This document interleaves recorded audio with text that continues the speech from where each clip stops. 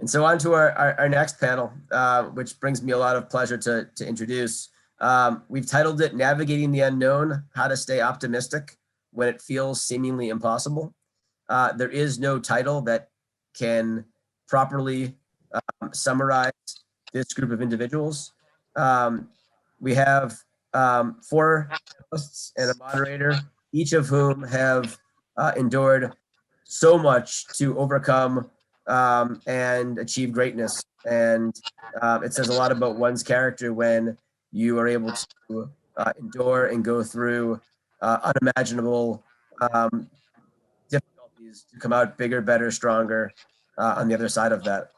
And so it's a pleasure to introduce Brandon and Mandy and Tanya and Julie. And there's nothing that I can say that you guys can't say yourself. Brandon, you're standing on the side of the wall, so I don't know how we fix that, but it is pretty cool. I don't know if you.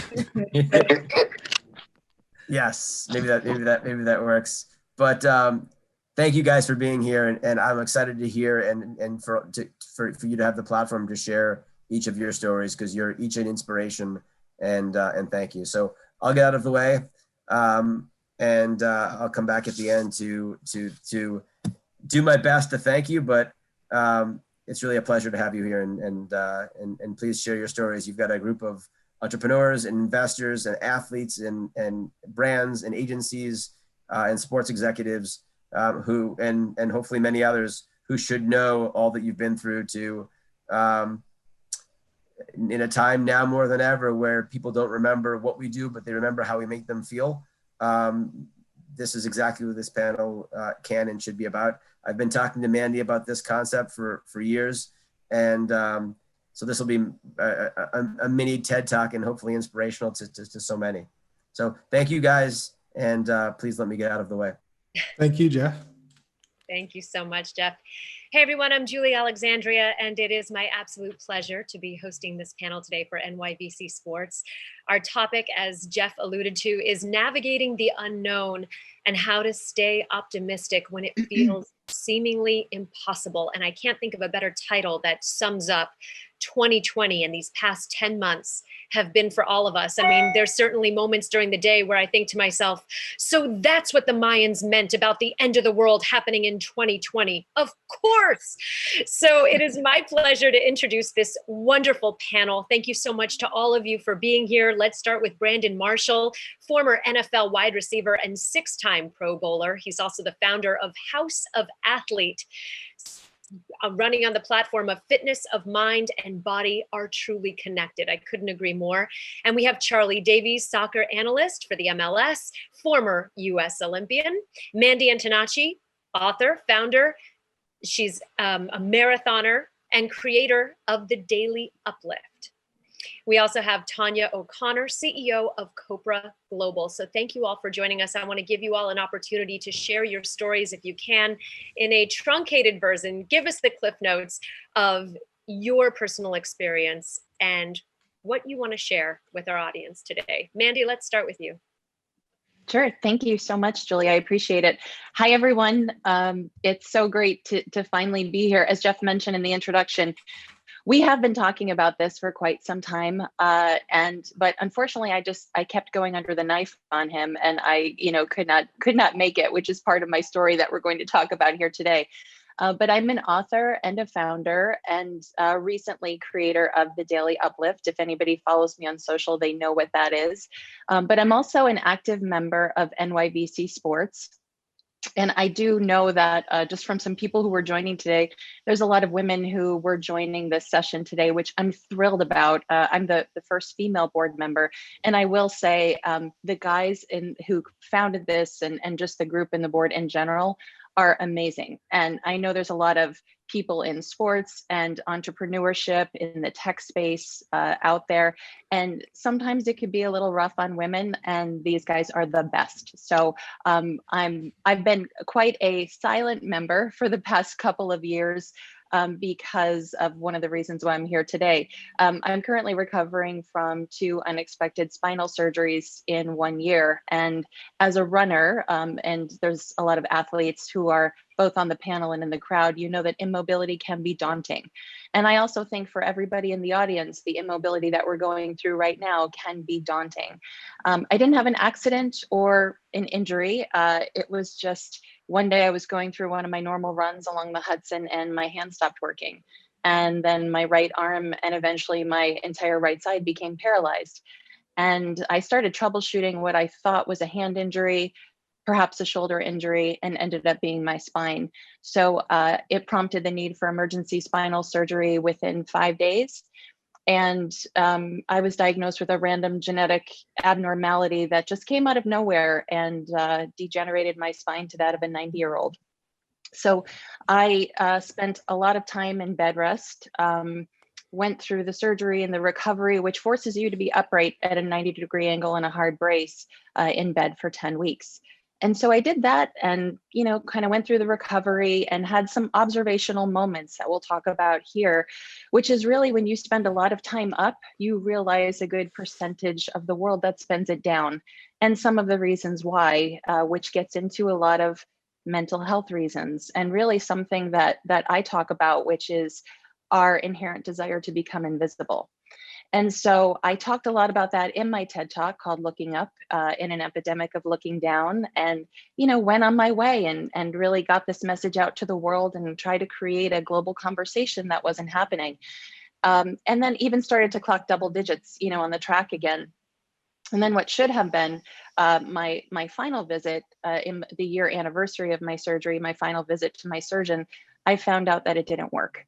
And for no reason whatsoever, I fell into this tiny window of a 1% margin of error and found out that the surgery failed. So I had to repeat the journey all over again. So the isolation, the immobility, the time in bed rest. So over the past, within that year, I spent 21 weeks of bed rest. And, I'm now kind of coming to and getting strong again.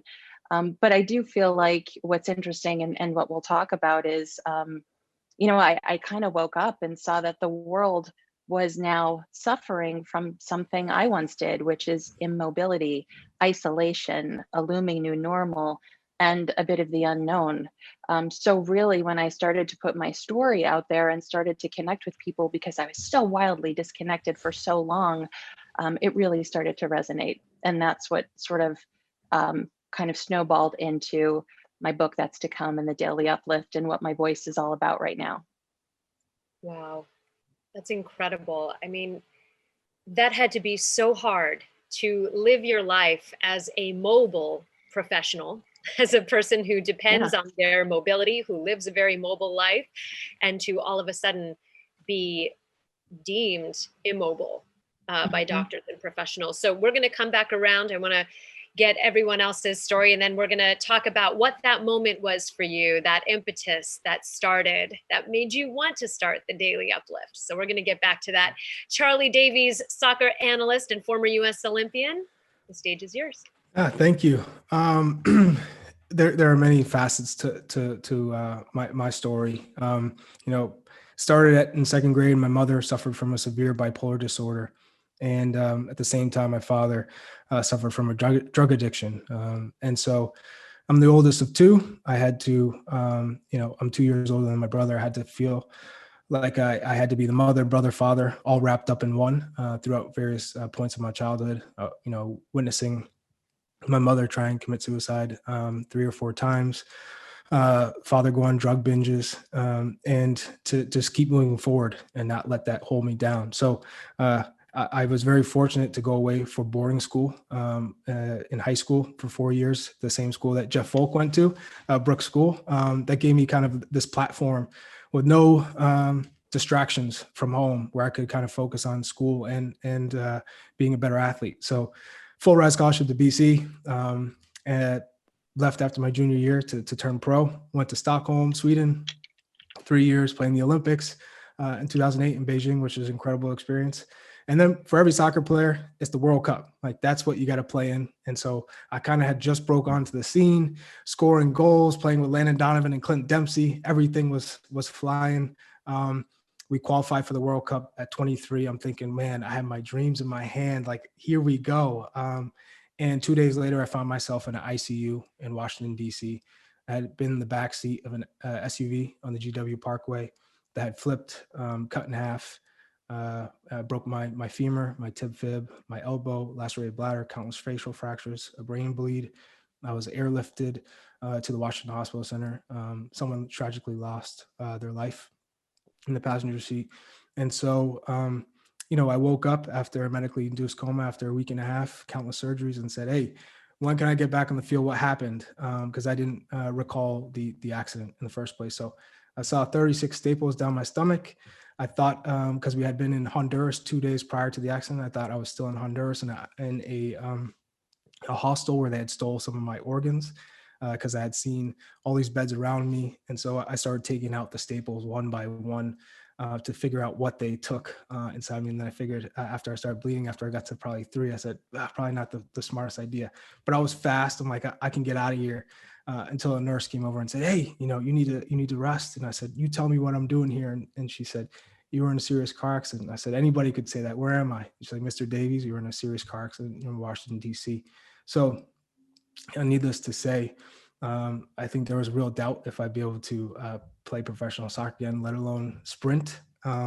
So I had to relearn how to walk, relearn how to take a shower, to eat. My left arm didn't work because the nerves were deeply affected from the fractured elbow and dislocated elbow. So like Mandy, not to her severity, but learning how to operate in a wheelchair. When I've spent my entire life running as fast as the wind and scoring goals, learning how to walk again, realizing that I had a second chance at life and that I was going to make up for it. So I didn't have time to sulk. It was, I want to work my way back on the pitch, 12 hours a day, rehab sessions.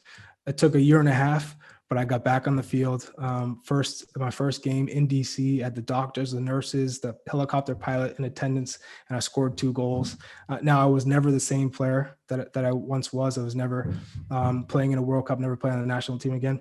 But I just had this spirit about me that I could uplift others. You couldn't complain if I'm hobbling on the field, working every single day just to train and with a smile on my face. For you to complain about playing time or complain about the small things in life. Fast forward, my wife gives birth to our twin boys 3 months early. So they were involved in the NICU for 92 days. And during that time, I was playing for the New England Revolution, going back and forth to Gillette Stadium and the hospital in Boston. It took a big toll on me. I wasn't sleeping right, eating right, which caused me to get injured in a game. I pulled my groin in the first half. Had an MRI to see how severe the pull was, and they found a tumor in my other groin, which ended up being a liposarcoma cancer. To tell my wife, who had suffered from cancer when she was 12, Hodgkin's lymphoma, and to tell her that she had stage 4, she went through chemo and radiation, that I possibly could be going through the same thing. And for me, I thought I had lived 8 lives that I had, and this was my 9th. And I thought, this is it for me. I'm not going to be able to see my kids grow up. I'm not going to be able to, be a successful husband and family man. And so, fortunate for me, Dana-Farber, they assured me I'd be okay, extensive surgery, and just a three-month monitoring system for 10 years or so. So, I'm 4 years in the clear. I live my life, to the fullest. I take advantage of every day. I'm so appreciative of the people I meet, like yourselves, and to be the best man I can be. So yeah, that's kind of how I live, just positive, knowing that you can overcome anything with the right mentality. Oh, my goodness. I mean, I don't really know where to begin, other than my question for you is, you talk about the physical sort of assimilation to, having to be in a wheelchair and learning how to walk again. That's the physical side. For the mental side, when you say you made that click and you made that decision that I am going to get better, I am going to get back on that field, how long after getting that diagnosis did you make that mental sort of commitment to healing and getting back to where you once were? It was instantaneous. There wasn't a time for me to sulk. I knew I had put myself in that position to get in the car accident, to be in a back seat and go through some of the things that I had gone through. I felt like I deserved it, and I deserved that pain. and I suffered enough. And the only way to make up for this, to make up for, the pain I caused my family, the pain I caused my teammates, the country, because I really do feel that if I was playing in that 2010 World Cup, we probably would have got to a final. So I put it on myself to get out of bed and to work. And I really enjoyed going through the pain because I felt I deserved it. And the harder I worked, the more I knew I could overcome it and get back on the field. So there wasn't a question of if, it was just when. Well, I have to say, I'm also the mother of a NICU child, so I understand that struggle as well. And that's certainly not easy. Okay, moving on. Tanya O'Connor, CEO of Copra Global. Tanya, welcome to the panel, and tell us a little bit about yourself and what Copra Global is all about. Well, thank you so much for having me. I don't even know how to follow up with both Charlie's and Mandy's story. And of course, I know Brandon's as well. I just have to say that I'm so honored to be sitting here on this panel with such esteemed individuals. And really, you all are just such the best representation of humanity and self-empowerment. So thank you so much for all that you do in terms of sharing your story and really inspiring so many people. People like you are a big reason why I am doing what I am doing today professionally.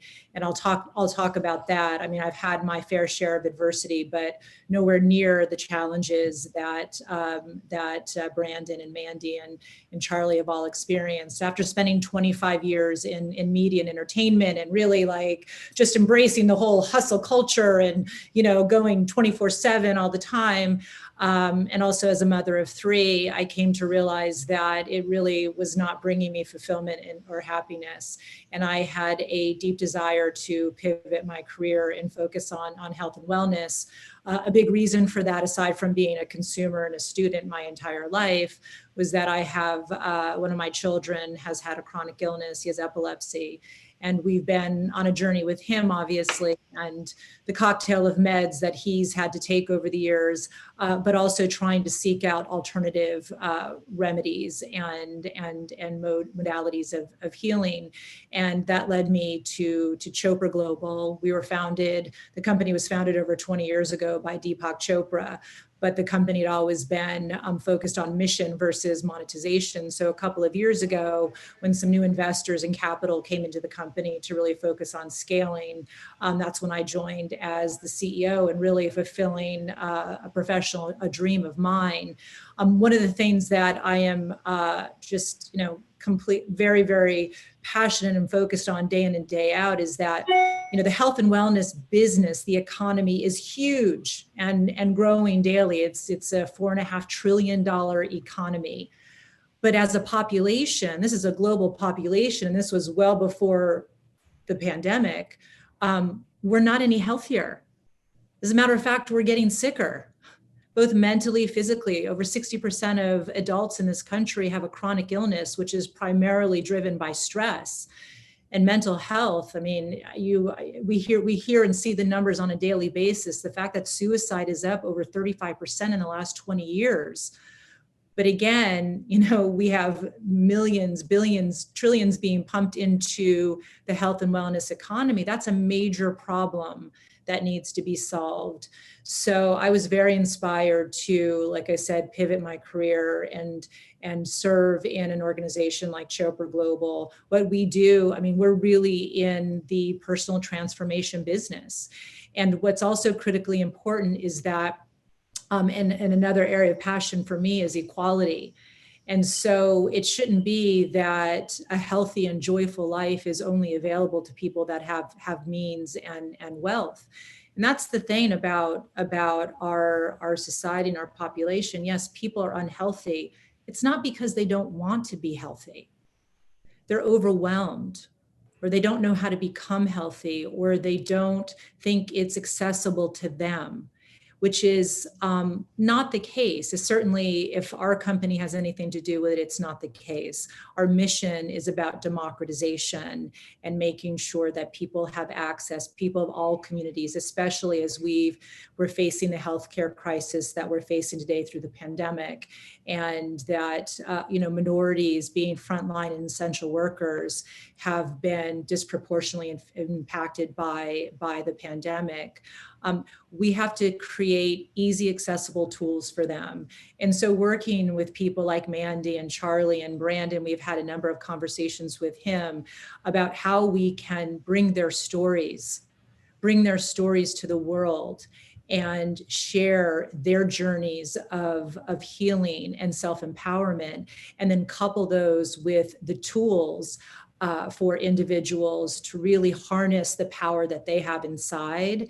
I mean, you mentioned it, Julie, and I'm so glad you did. I mean, what Mandy and Charlie have experienced from a physical perspective would never have been achievable if they didn't have the mental healing and the mental wherewithal to bring all of that together.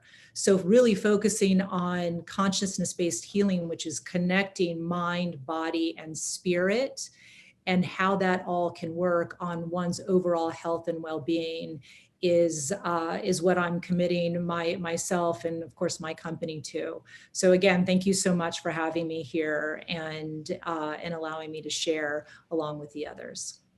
Absolutely. Well, thank you so much for the work that you do with the foundation. And if you could share with us, what are some of those tools? I know when we think of mental health and well-being, general well-being, people usually associate that with having the money to eat right, to exercise, to feel healthy. So if they're taking money and the monetary aspect off the table, what is something that someone of any background, of any income level can do to be transformative, to transform their outlook in such a dark time? Yeah. So meditation is one of the staple programs and tools that we offer now. I've offered for 20 plus years. And it's really exciting because you see a lot of that now in the marketplace. And again, I have a 21, 18, and 13-year-old children. And it's really becoming more of a staple and much more acceptable to practice mindfulness. And so we've been doing it for a long time now, and we offer a lot of that programming for free. We're a for-profit company. So our 21-day meditation programs are something that we offer to the world for no charge. And it's really become a global phenomenon and a viral kind of social activity that people create meditation groups together and they come into that and they support one another to keep going with that. But one thing I want to make sure is highlighted for people is that you don't have to necessarily spend 30 minutes in the morning and 30 minutes in the evening, or a large amount of time, practicing, if you will. What we really try to lean into is meeting consumers and meeting people where they are and what their reality is. I never want to tell a single working mother with 3 children, you have to meditate for an hour, you have to work out for an hour, you have to eat all organic food, and then yes, you too can have a healthy and joyful life. If you can find 5 minutes of silence, if you can think about ways to practice gratitude and just thinking about, what you're thankful for, because despite whatever our circumstances might be, I'm confident that any of us can find just one thing that we can be grateful for. And I'm sure Charlie and Mandy and Brandon probably have lots of stories and examples given what they've faced. So, it's about simplifying it, Julie, and making sure that people understand and appreciate that it doesn't have to be a super in-depth and super rigorous, practice or commitment, just a little bit, few minutes a day. And also extending gratitude to other people, like letting people just know, you know what, I'm grateful for you. I'm thankful that you're in my life, even if it's through a text. I mean, technology is not all bad, and we can use the phone and we can use this device to really bring that into our lives in a very healthful and meaningful ways, and to share it with other people as well. So again, we're focused on really meeting people and individuals where they are, and more importantly, what their reality is, and helping them find that space in their life, be it 5 minutes a day or 90 minutes a day. We don't want to be prescriptive when it comes to offering self-care tools. But at the end of the day, self-care is non-negotiable. Absolutely. Well, you certainly cannot underestimate the power of staying connected, especially during a time like this of isolation. Okay, Brandon Marshall, you are up next. Former NFL wide receiver and 6-time Pro Bowler. He is the founder of House of Athlete, fitness of mind and body are truly connected. Brandon, thank you so much for being here, and tell us about your platform and your story as well. Yeah, no, thanks for having me. It's an awesome opportunity to be able to share my story, our story. So the mission is to unlock human potential. And how do we do that? By giving the world access to products and services that was set aside for professional athletes. We are the healthiest people on the planet, some of the most efficient people on the planet when it comes to lifestyle wellness. So more people should adopt our lifestyle. But how did I get there? And why am I sitting in this chair now so passionate about what we're doing? I got to go back to 2011, standing on the field where I went to Ricky Williams and I said, Ricky, do you think something's wrong with me? And Ricky Williams looked at me, he said, Brandon, I don't think anything's wrong with you. I just think you say the things that we all want to say, but shouldn't say. Fast forward to after that season, year of the NFL lockout, 2,000 football players displaced. So there was no training. And I was in Waltham, Massachusetts, small town outside of Boston. When I walked onto campus, I did a clinical evaluation, a neurological evaluation, and I was diagnosed with borderline personality disorder. Sat with Dr. Gunderson every day, just trying to figure out who I was and why I thought the way I thought, why I behaved the way I behaved, and what can I do differently moving forward. Every day, McLean Hospital, #2 psychiatric hospital in the world, was my new locker room. The books became my new playbook. Dialectical behavior therapy, self-assessment therapy, cognitive behavior therapy, mentalization therapy was my classroom every single day from 8 to 5. And after that, I would go to Reebok's headquarters because I was a Reebok athlete, then I would train.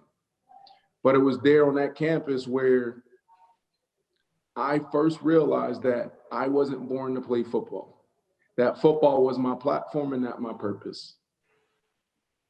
It was there where I realized that I want to tell my story to help bridge the gap in the mental health community. 10 years ago, we didn't talk about mental health every single day. And I don't want to sit here and say like we were pioneers in this space, because there were so many people before us for years, 50 years, 100 years, 200 years working on these issues that still plagues us today.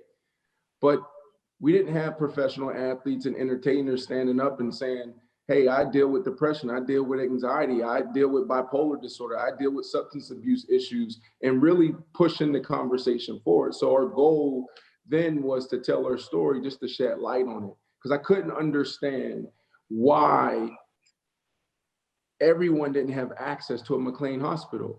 It cost me $35,000 a month to get the help that I needed that ultimately changed my life and saved my family and the people around me. So when I was on campus, I was sitting in self-assessment, and basically self-assessment is a group therapy. We're sitting in the circle. We sit in a circle and we just talk about our day. Nothing really profound about it. You're just talking about feelings and emotions. And one day I'm sitting next to a young lady, and she has bandages on her arms and blood seeping through it. So everybody went around and talked, and when it got to her, she said, last night, I was cutting myself, self-harming myself, to ease the pain. And that was the first time I heard of, anyone self-harming themselves. And then the lady next to her began to share her story. She said, last night I tried to take my life. And then the next lady next to her started talking about, how, she went on a binge the night before, and some of the things that she did that she just wasn't proud about. And I looked around, and one was an attorney and an insurance broker, a student. Here I am, this big machismo football player, talking about feelings, emotions, and group therapy. And the thing that really shocked me was when we all got up after that hour, walked into the parking lot, and everybody was going back to their normal lives. And, I just was stuck because there was like 200 cars in the parking lot. And I said, man, we're all about to go back in the streets, like everything is okay. And I said, how many other people are out there suffering and suffering in silence? So I just felt this responsibility just to do something. And I didn't know what at the time. And, from that moment, just start pounding the pavement, trying to bridge the gap in the mental health community. And like I said, back then it was still taboo. In 2010, 2011, we used to say that where we're at in the cancer community then was where we were at in the mental health community then was where the cancer community was at 20 to 30 years ago, where it was the big C. People thought, like, if you touch me, you can get cancer. We just didn't have enough information. There was too much stigma around cancer. And that's where the mental health community was then. And now it's an everyday conversation. It's not a taboo topic anymore. We're having those discussions, not only at the in the halls of Congress, walking, in the Senate and in our schools, at the dinner table, we're talking about it. Now we just need to change the narrative and how we talk about it.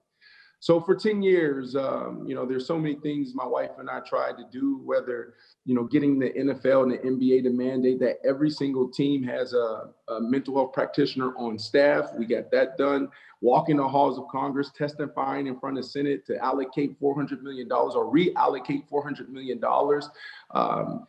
to our communities around the nation, being invited to the Kennedy Forum and being invited to the Vatican to speak to the Pope about mental health. But the reality is we didn't get done what we wanted to get done. Too much stigma, too much fight. And I'm like, man, the cancer community is built of 35 million Americans. Look how they were able to galvanize their community and build things and treatment centers and raise billions of dollars to get people access and the help that they need. But then when you look at the mental health community, there's over 100 million Americans that suffer from some type of mental illness. So why can't we come together and make the same impact? Is the stigma really that debilitating? So the reality is, I was kind of burnt out. And fast forward to my last year playing in the NFL, 2018, December 17, 2018, coming off the practice field down in New Orleans, my last cup of tea, thinking I'm about to be on my way to my first championship with Drew Brees, Alvin Kamara, Mike Thomas. I step into our meeting room, Coach Payton knocks on the door, pulls me out and says, Brandon, I want to speak to you. He says, Brandon, we're going to let you go. And it was the first time in my life where I was like, wow, this is that moment they say when the game is taken away from you, where, what are you going to do? My entire life since I was 6 years old, the only plan I had was to play sports. That was the only goal. And now I'm faced with this reality that my career is over. Now, it was a great career, played 13 years, but the reality is it's over. So I pack up my things and I head to South Florida and I walk into my training facility, facility I've had since 2012, training only athletes from 7 all the way to pros, combine training, handling their medical, their nutrition, their training, and their prep, their draft prep work for, combine, NBA and NFL and NHL. And I'm like, okay, we're in this moment now. What do I do? Do I sell this place? Do I bring on a partner, someone who understands operations? And I said, you know what, let me pull out that 2014 business plan and see if I can take a shot at it. Now I'm being a first-time owner operator. So I pull it out and I said, okay, I'm just going to take this thing. And it really is my 13 years experience in the NFL and putting it into this facility. Because in my mind, I'm like, we're the healthiest people on the planet. So why don't more people train like us? And, Tanya, you talked about the numbers earlier, how massive, this space is. And in my head, it was just like, this is just a passion play for me. But my purpose is the mental health stuff. But in professional sports, when we walk into facilities, we have everything we need, from mental health practitioners now to nutritionists, trainers, everyone. And I said, all right, let me infuse this into this concept and see how the Gen Pop respond to it. When people came in and we start doing things on Wednesday, and Deepak Chopra knows about this, Tanya, as you know, you guys know this. we don't train because on Wednesdays, throughout the off season for pros, we work out Mondays, Tuesdays, Wednesdays is a recovery day, Thursday, Friday, we're back at it. Saturday is like a conditioning day. So on Wednesdays here, we'll do a vinyasa flow, do yoga, but then at the end of it, before everybody gets off their mat, we just ask them the question, how are you doing? And remember what that is, that self-assessment. That's what I took at McLean Hospital. How are you doing? We sit in the circle and just talk and get people talking. And what I found was that people were actually expressing themselves and talking about the anxiety that they never talked about out loud, or the depression and how things has been in their life, good and bad, people in tears crying and lives transformed. And I said, holy crap, this is exactly what I've been trying to do with Project 375 in the mental health side for so many years. But it's easier to talk about wellness. It's easier to talk about mental health, and let's make it, ease the entry level and ease the conversation around, is it clinical or is it just fitness or is it just wellness? And so when we start having these conversations and people coming in saying, I just want to cut my body fat in half, I just want to be better, around my cholesterol and BMI, et cetera, et cetera, et cetera. And then we start that conversation. How are you doing? We were actually transforming and changing more lives on this side than we were on the clinical side. So, like I said, the mission has always been the same, is to unlock human potential, and stumbling across this whole wellness journey and getting people to just embrace the fundamentals of health has really inspired us and fulfilled us again, and given us the energy to help people and help bridge the gap in the mental health community. So, the things that it's gotten me through my hard times, and you guys can Google Brandon Marshall and see from 2006 to 2010, I was just a knucklehead. I was just one of those guys that emotions always ran high. I didn't have the tools, the skills to be able to self-regulate my emotions and get back down to baseline. I had to go to McLean Hospital and learn those things.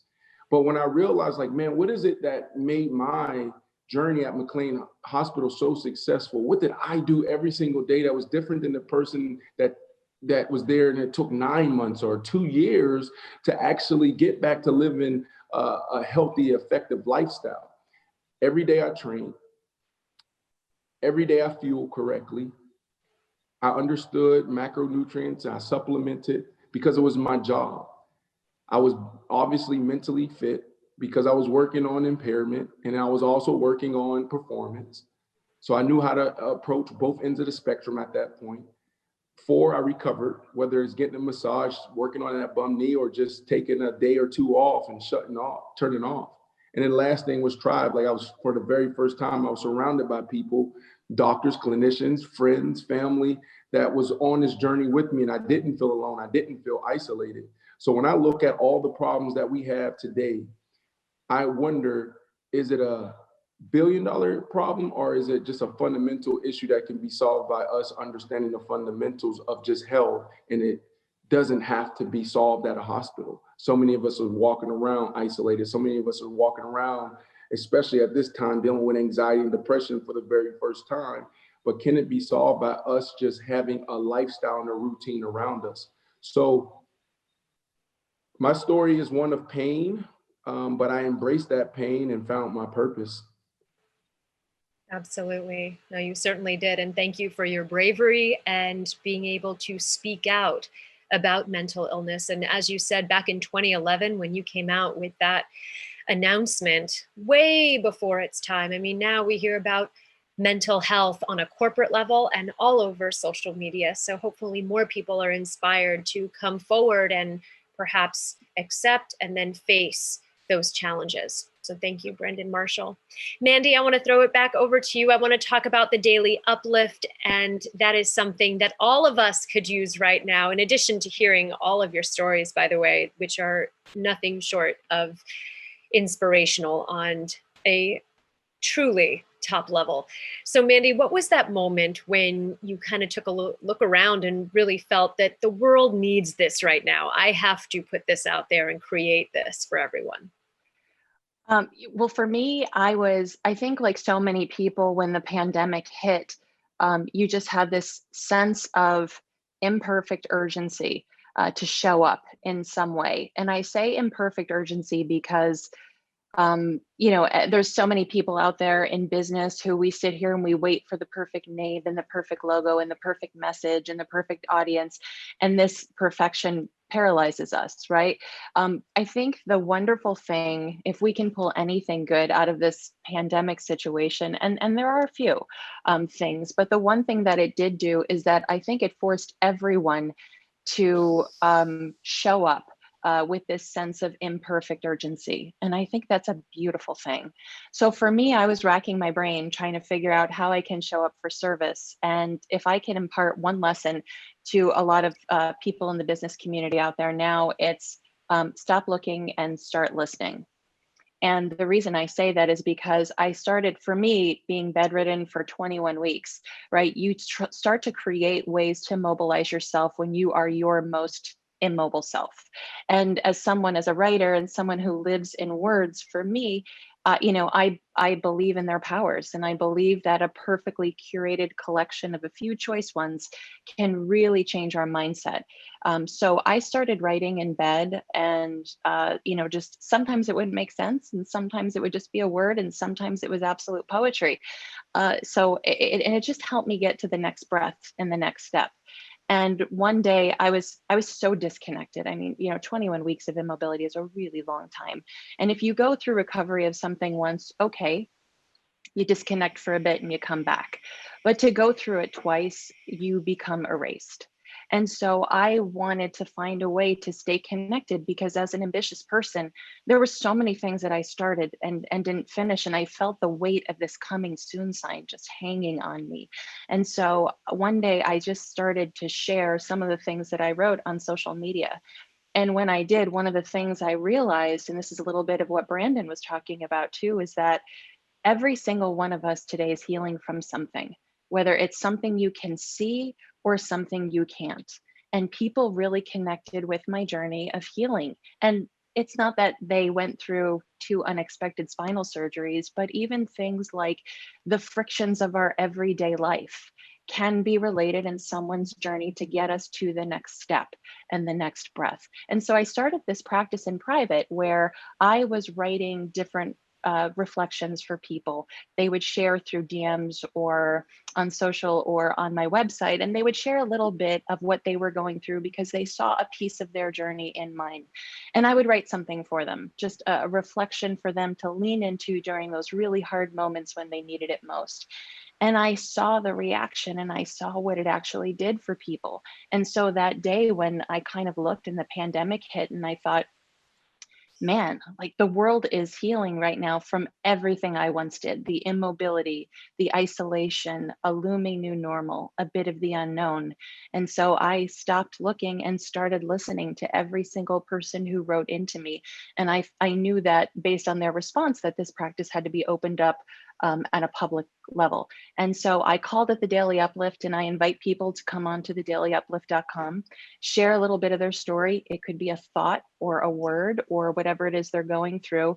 And in response, I author a personalized note of encouragement and a inspiring reflection. And, a lot of people share them, save them as their wallpaper, or put it somewhere wherever they need it.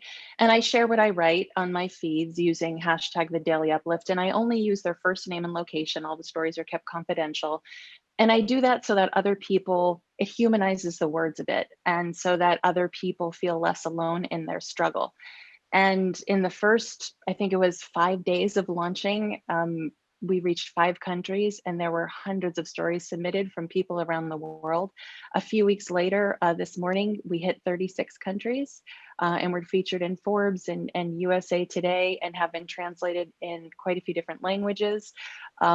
We've received pictures of frontline workers who were using these in hospitals to motivate them every day, including firefighters. And it's now become a pilot for middle school children because their emotional and mental health being so detached through virtual curriculum is suffering. So there's a middle school pilot that's going on for the Daily Uplift for kids, and even a retail line that's planned for the launch of next year, just to really intercept people in places and with products and what and how they need it most. So so I think really my advice to anybody, especially going through transition right now in your business with your brand, is, you know, stop looking and start listening, because the one thing that it does do is I think a lot of its power is not just the words. I guess I'll pat myself on the back with the language, but I also think sometimes it's just helping someone feel seen. Right. So I mentioned earlier about invisible cultures is what I call us, and Brandon talked a lot about mental health, and it's so true. But you know, I think our smartphones got blamed for so much of the invisibility that we have created in ourselves, and it's really, I mean, our smartphones are merely a, you know, a device. Like, they have to be used by someone, right? Like, so but to me, it's, we either use our smartphones or we find another device to make ourselves invisible, and it's really, you know, become quite an epidemic. So it's part of the proceeds for the retail line for the Daily Uplift will actually go to help fund emotional and mental support programs for kids, and especially during COVID, because it's been really hard. And in my dear city of New York City, where I live, where I'm right now, frontline workers have been hit really hard. And some of the stories that have come in really depict a moment in time where they were really all about COVID and the trauma and the effects of it, and then bled into things like anger and disgust of, you know, just, you know, injustice and things that are going on in the world, and fear, a lot of fear of the unknown. But I think the one thing about the unexpected, and I've been living the unknown and the unexpected for quite some time, is that the more unexpected something is, the more there is to learn. And I think we're all living and feeling that right now. Absolutely. It's a wonderful approach. And you mentioned so many valid points, and we are going through so much right now when you take into account the stressful political climate, to the fact that we're living through a pandemic. And it is so true that you never know what battle someone is fighting that very day. So thank you all for sharing your stories. Thank you for being so open and candid and talking about your struggles and overcoming them, or whether you're in the process of overcoming them. We appreciate it so much, and hopefully everyone can take something from it and move on with the day. Thank you so much. I'm Julie Alexandria, and thank you for joining us here with NYVC Sports. It has been an absolute pleasure.